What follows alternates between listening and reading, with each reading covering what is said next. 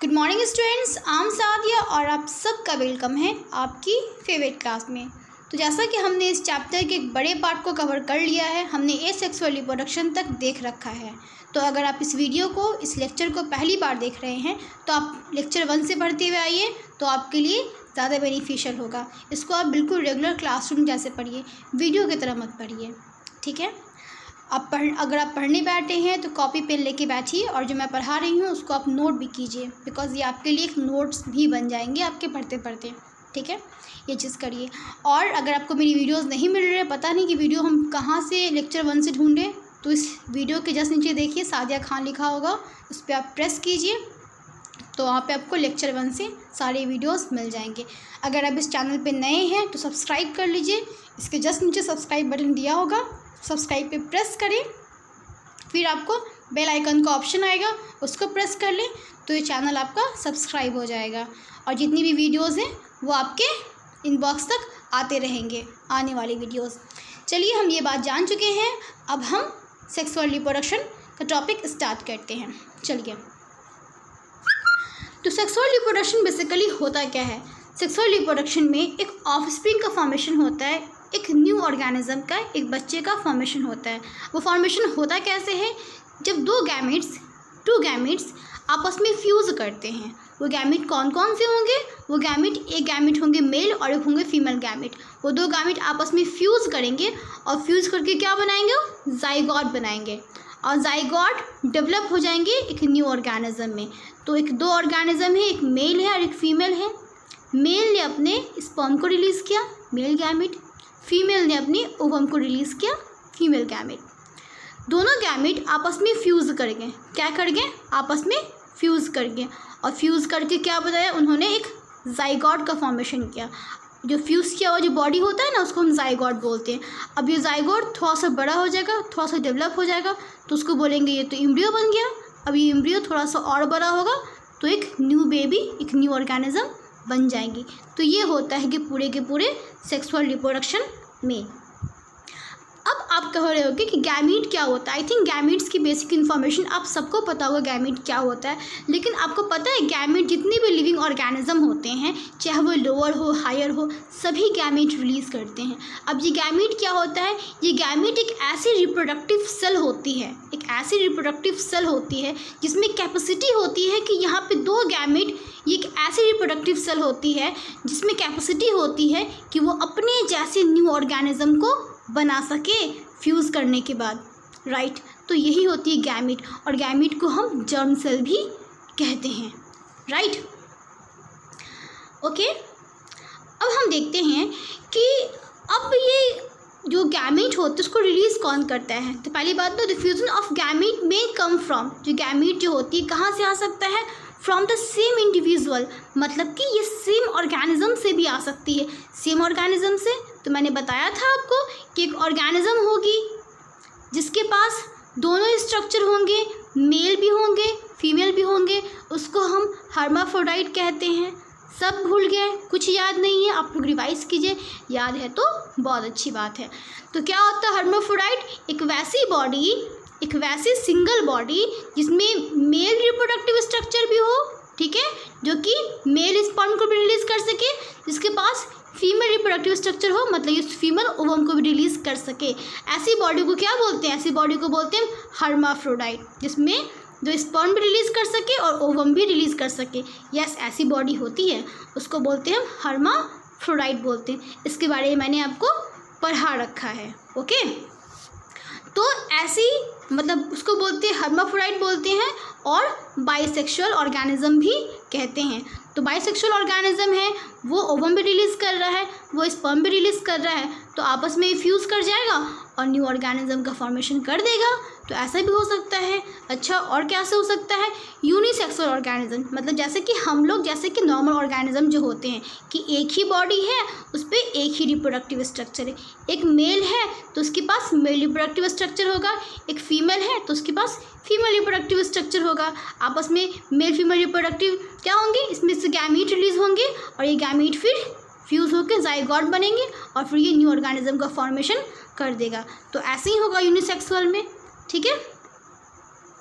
और क्या होता है? कि चलिए हम पता है सेक्सुअल रिप्रोडक्शन को और भी बहुत सारे नाम से जानते हैं, ठीक है। सेक्सुअल रिप्रोडक्शन जो होती है इसका पता है और भी बहुत सारा नाम होता है। देखिए सेक्सुअल रिप्रोडक्शन को हम एम्फीमिक्सिस, सिनजेनेसिस, एम्फीगोनी, ये सभी सेक्सुअल रिप्रोडक्शन के और नाम है। जैसे घर में कैसे आप लोग का नाम होता है, यहाँ आपका नाम मान लीजिए कुछ भी होगा, एक नॉर्मल से एक अच्छा सा आपका नाम होगा स्कूल वाला, जो सिर्फ स्कूल में बोलते हैं, कॉलेज में बुलाते हैं, राइट। कुछ नाम आपके घर के होंगे, कुछ अजीब से चिंटी मिंटी, सोनू, गोलू, कुछ नाम होंगे, एक वो नाम और एक और नाम जो दोस्त चिढ़ाने के लिए रख देते हैं, ठीक है। चिपटा, बंटा, चोटू, कुछ नाम डाल देते हैं गंदा गंदा सा। तो क्या होता है, एक ऑर्गेनिज्म के 3 नाम हो गए, एक आदमी के 3 नाम हो गए। वैसे ही सेक्सुअल रिप्रोडक्शन के और भी बहुत सारे नाम है। ये है स्कूल वाला एम्फीमिक्सिस, ये है सिनजेनेसिस घर वाला, ये है एम्फीगोनी जो हम लोग चिढ़ाने के लिए पुकारते हैं, ठीक है। ऐसा नहीं है, याद करने का तरीका है, ठीक है। तो ऐसे में याद रखेंगे, ये इसके और भी नाम है। तो आपको फ़ोटो देखना है, चलिए हम फ़ोटो देखते हैं। ओके, देखिए ये है, देखिए ये आपकी मेल फीमेल बॉडी है, ये मेल बॉडी है। मेल ने क्या रिलीज़ किया, इसने स्पर्म रिलीज़ किया, मेल गैमेट। फीमेल ने एग रिलीज़ किया, ओवम रिलीज़ किया, क्या है, फीमेल गैमेट। दोनों ने फ्यूज़ किया, फ्यूज़ करके क्या बनाया, जाइगोट बनाया, और जाइगोट डेवलप हो गया एम्ब्रियो के अंदर, एम्ब्रियो में डेवलप हो गया, एम्ब्रियो में चेंज हो गया। अब ये एम्ब्रियो बड़ा होकर के क्या बन जाएगा, एक छोटा सा बेबी बन जाएगा। अब ये बेबी बड़ा होगा तो फिर ये बैठ के पढ़ाई करेगा, फिर ये बायोलॉजी लेगा, फिर ये डॉक्टर बनेंगे जैसे आप डॉक्टर बन रहे हो, ठीक है। तो कहने का मतलब है ऐसे ऑर्गेनिज्म डेवलप होते जाते हैं। I hope you understand. चलिए अब हम आगे बढ़ते हैं। अब देखिए ये एक और स्ट्रक्चर आ गया, सेम स्पर्म, ओवम, ठीक है। ये मेल से रिलीज़ हुआ, ये फीमेल से रिलीज़ हुआ। अब स्पर्म ओवम आपस में फ्यूज़ कर गया, फ्यूज़ करने के बाद एम्ब्रियो बना, फिर एक न्यू बेबी का फॉर्मेशन हो गया, ठीक है। अब हम आगे देखते हैं। चलिए हम इस टॉपिक को फिर से हम बैक जाते हैं और आगे पढ़ाई करते हैं। तो हम समझ गए सेक्सुअल रिप्रोडक्शन में एक छोटी सी बात हमको जान गए।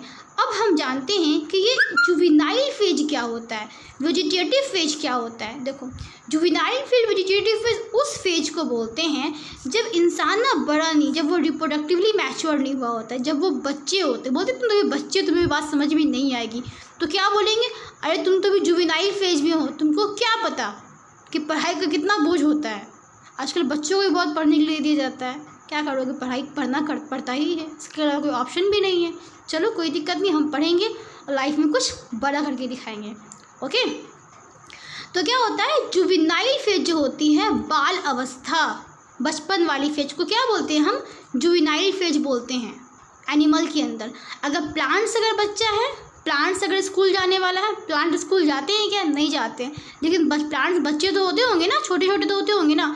तो प्लांट्स अगर बच्चा, अगर वो बड़ा नहीं हुआ है तो क्या बोलेंगे, उसको बोलेंगे हम वेजिटेटिव फेज, ठीक है।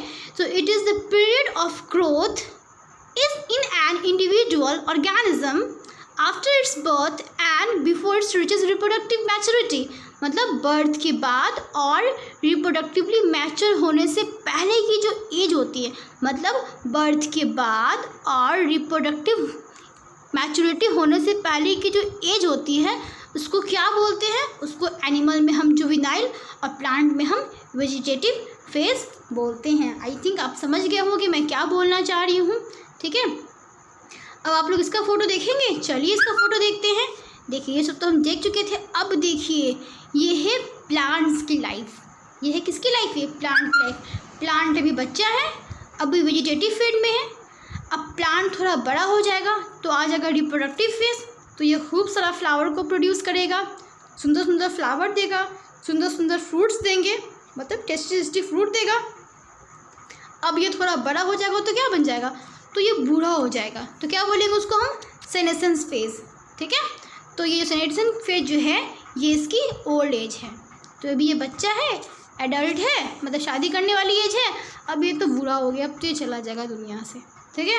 तो ये है प्लांट की लाइफ साइकिल, ठीक है। अब हम ह्यूमन बीइंग का देखें कैसा होता है, चलिए हम अपना देखते हैं। देखिए अब इसमें देखिए कि यहाँ पे देखिए एक फीटस है छोटू सा, ठीक है। पहले हम फीटस ही थे ना, हर आदमी पहले फीटस ही होता है, ठीक है। तो हम पहले फीटस थे, फीटस के बाद फिर हम दुनिया में आए, हम बेबी बन गए, इन्फेंट। अब फिर थोड़े से बड़े हो गए, तो ये सब हमारी एज है। तो 12 साल तक की जो एज है, ठीक है, बचपन से लेके मतलब पैदा होने के बाद से लेकर के 12 साल तक की जो एज, उसको हम बोलते हैं चाइल्डहुड एज, तो ये बचपन वाली एज है।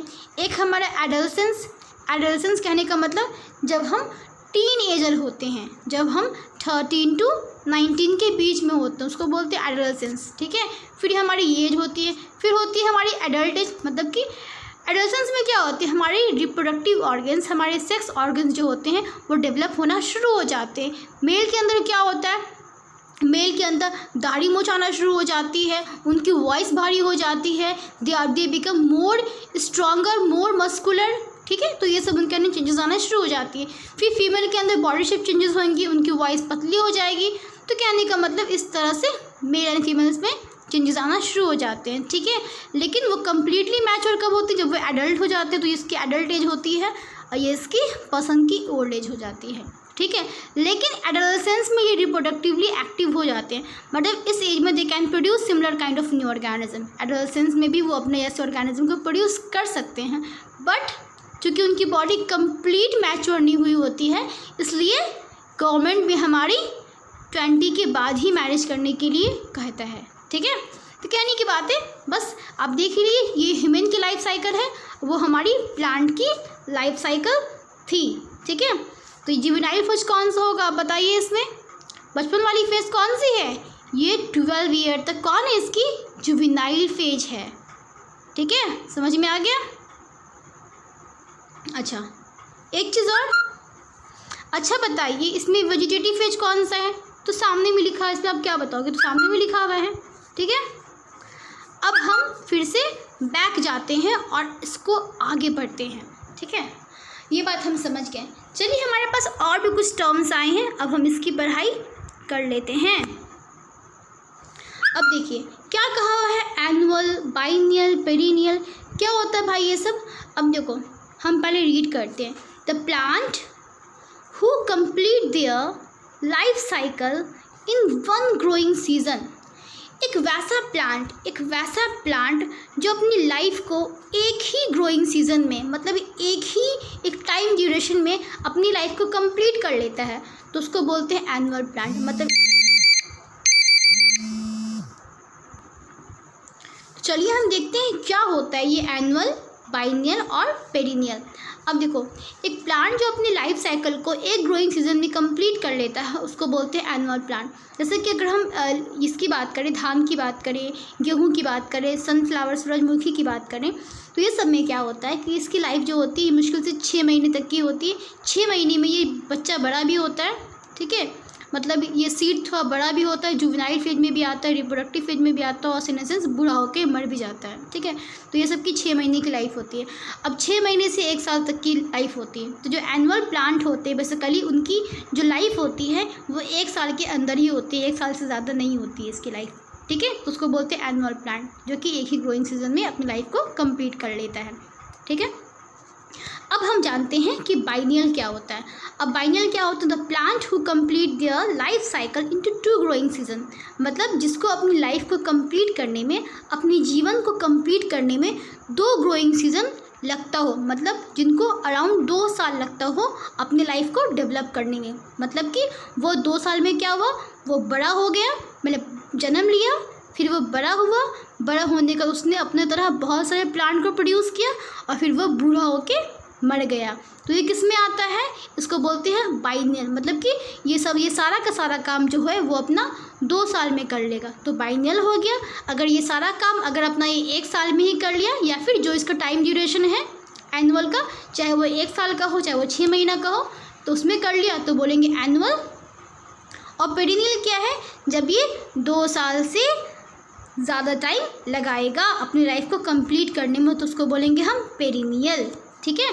तो यहाँ पे साफ साफ ये बात लिखा हुआ भी है, ठीक है, ये बात साफ साफ लिखा हुआ है कि देखिए यहाँ पे कि the plant who complete their life cycle in many growing season.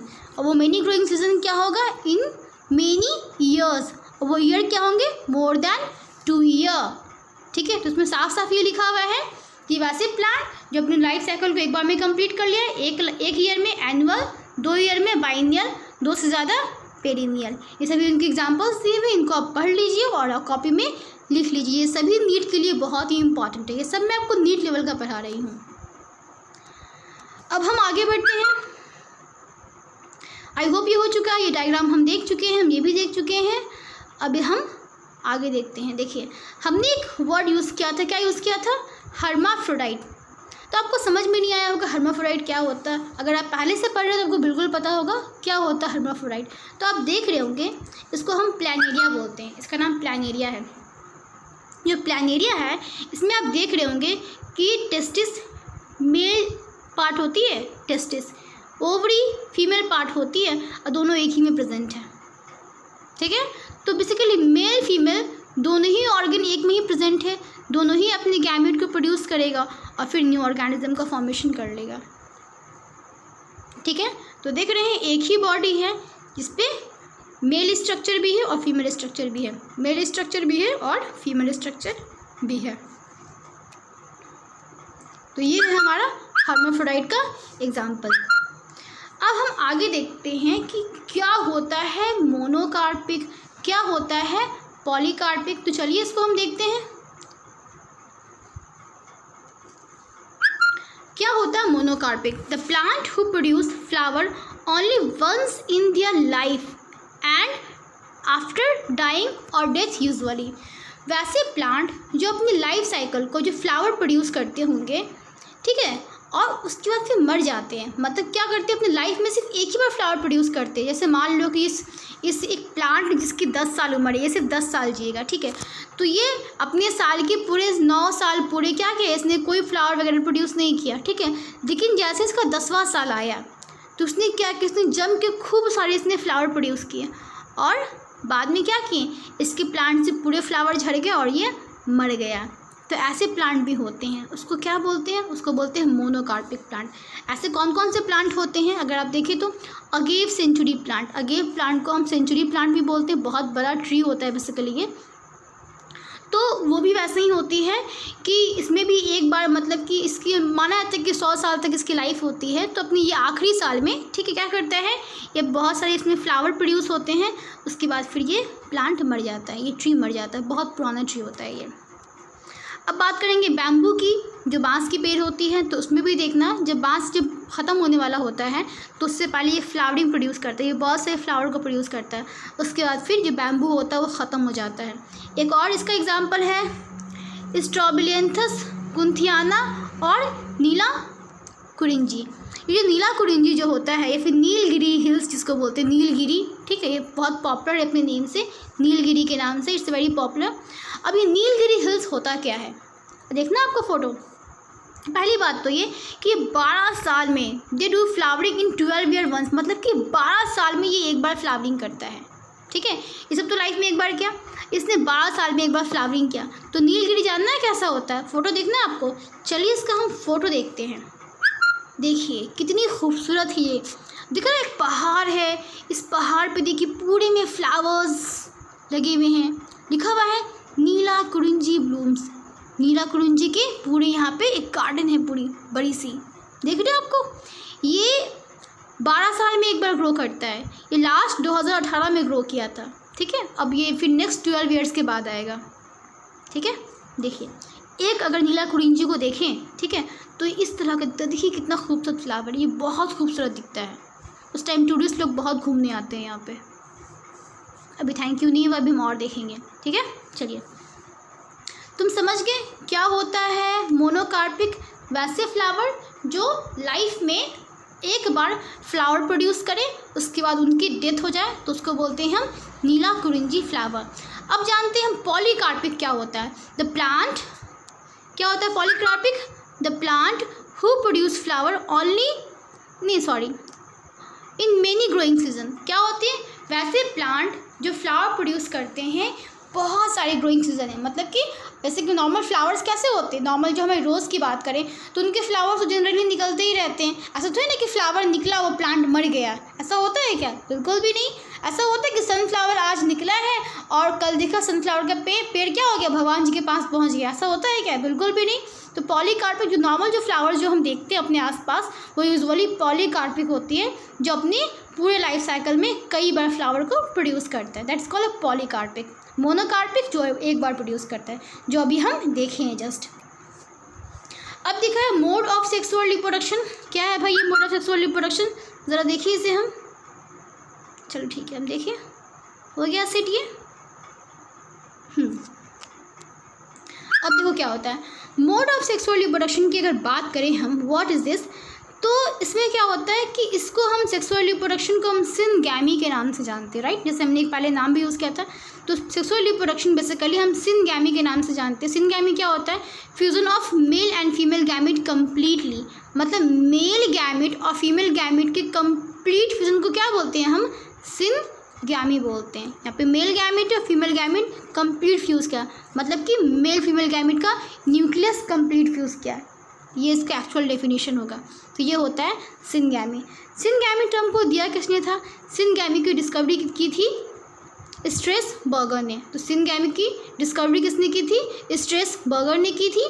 और सिनगैमी 2 टाइप्स का होता है। कितने टाइप का होता है ये हमारा 2 टाइप्स का होता है। एक होता है एक्सोगैमी और एक होता है इंडोगैमी। अब ये एक्सोगैमी क्या होता है, एक्सोगैमी इसका मतलब क्या होता है, इसमें क्रॉस फर्टिलाइजेशन होता है, मतलब कि इसमें जो ऑर्गेनिज्म होते हैं वो बाईपेरेंटल होते हैं, डायशियस होते हैं, मतलब कि इसमें एक मेल होगा और एक फीमेल होगा, ठीक है। तो मेल अपना मेल गैमेट रिलीज़ करेगा, फीमेल अपनी फीमेल गैमेट रिलीज़ करेगी, दोनों गैमेट मिल जाएंगे और क्या होगा, न्यू ऑफस्प्रिंग का फॉर्मेशन हो जाएगा। जैसे कि मैमल्स, जैसे कि यूनिसेक्सुअल ऑर्गेनिज्म, जैसे कि हम लोग, ये सब क्या है, ये सब हम लोग क्या हैं, हम लोग एक्सोगैमी हैं, ठीक है। हमारे अंदर क्या होता है, हमारे अंदर क्रॉस फर्टिलाइजेशन होता है। अच्छा आप बताओ, आप मोनोशियस हो कि यूनी और डायोशियस हो, क्या हो, जल्दी बताओ। आप क्या हो, आप डायोशियस हो, मतलब आपके पास अभी एक ही रिप्रोडक्टिव स्ट्रक्चर है, ठीक है। आपके पास आप सिर्फ मेल ही हो, मेल फीमेल मिला के तो नहीं हो ना, सिर्फ मेल ही हो, ठीक है, या फिर सिर्फ फीमेल ही हो, तो उसको बोलते हैं डायोशियस, ठीक है। तो ऐसे याद रहेगा, ठीक है। अब हम देखते हैं इंडोगैमी क्या होता है। एक्सोगैमी समझ के क्या होता है, इंडोगैमी में क्या होता है, इंडोगैमी में होती है सेल्फ फर्टिलाइजेशन। क्या होती है इंडोगैमी में, हमारे क्या होता है, इसमें होती है हमारी सेल्फ फर्टिलाइजेशन। सेल्फ फर्टिलाइजेशन होती है, मतलब कि इसमें एक ही पेरेंट्स होते हैं, इसमें एक ही पेरेंट होती है, जो एक ही पेरेंट पे क्या होती है, दोनों बॉडी होती है, मेल गैमेट भी होती है, फीमेल गैमेट भी होती है, और मेल गैमेट फीमेल गैमेट आपस में गैमेट रिलीज़ करते हैं और फर्टिलाइज़ कर लेते हैं, मतलब खुद में ही फर्टिलाइजेशन करते हैं। यहाँ से मेल गैमेट निकला, यहाँ से फीमेल गैमेट निकली, फ्यूज़ हो गया, फ्यूज़ करके एक न्यू ऑर्गेनिज्म बन गया, ठीक है। इसमें इसको किसी और की ज़रूरत ही नहीं पड़ता, ये अकेला ही काफ़ी होता है अपने ऐसा ऑर्गेनिज्म प्रोड्यूस करने के लिए, सेक्सुअल रिप्रोडक्शन करने के लिए, ठीक है। तो उसको बोलते हैं सेल्फ फर्टिलाइजेशन और इंडोगैमी का प्रोसेस बोलते हैं। Involve the 2 gametes of the same parents, example tapeworm. इसका एग्जाम्पल क्या है, टेपवर्म, ठीक है।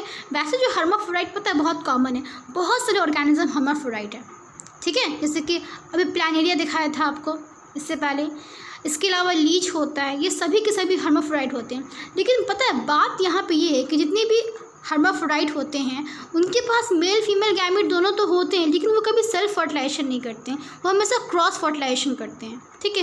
वो रेयरली सेल्फ करते हैं, बहुत रेयरली। लेकिन टेपवर्म ऐसा होता है जो हर्माफ्रोडाइट है, लेकिन हमेशा क्या करेगा, ये हमेशा सेल्फ फर्टिलाइजेशन करेगा। इसके पीछे भी एक रीज़न होती है। अब ये रीज़न अगर जानना है तो फिर किंगडम एनिमेलिया 11th क्लास का अगर आपने नहीं पढ़ा है तब तो फिर प्रॉब्लम की बात है, क्योंकि मैंने उसमें सब बात बताया है, वो बताया मैंने ऑफलाइन क्लासेस में, ऑनलाइन में नहीं, ठीक है। तो किंगडम एनिमेलिया में पढ़ लेना क्या होता है, ठीक है। तो ये बात हम जान गए हैं क्या होता है। अगर आपको आगे की लेक्चर्स आपको नेक्स्ट वीडियो में मिलेगा, ठीक है। चलिए ये सब हम देख चुके कैसा होता है, तो thank you, that's my coaching name, ठीक है। अगर आपको कोई भी प्रॉब्लम है तो ये मेरी कांटेक्ट नंबर है, आप मुझे कांटेक्ट कर सकते हैं इस नंबर पे, ठीक है। ये नंबर मैं आपके डिस्क्रिप्शन बॉक्स में लिख दूंगी, वहाँ से देख लीजिएगा। कोई प्रॉब्लम होगा तो कमेंट बॉक्स में आप मुझे कमेंट कर लीजिएगा। और बेटा आप लोग पढ़ते रहिए, खूब मेहनत कीजिए और लाइफ में आगे खूब बढ़िए, ठीक है। तो अगर लॉकडाउन ख़त्म होने के बाद अगर मुझसे आपको ऑफलाइन क्लासेस पढ़ना है तो बायो इनसाइट में पढ़ सकते हो। ये पक्कीसराय में एक ब्रांच है और एक इसका मिठनपुरा ब्रांच है, मुजफ्फरपुर में ये इस्टेब्लिश है, ठीक है। तो ये सिर्फ मुजफ्फरपुर के बच्चे के लिए फिर ये फैसिलिटी होगी ऑफलाइन क्लासेस की, वरना सबके लिए फिर क्या हो गया, सिर्फ ऑनलाइन होगा। तो चलिए पढ़ते रहिए। तो तब तक के लिए थैंक यू।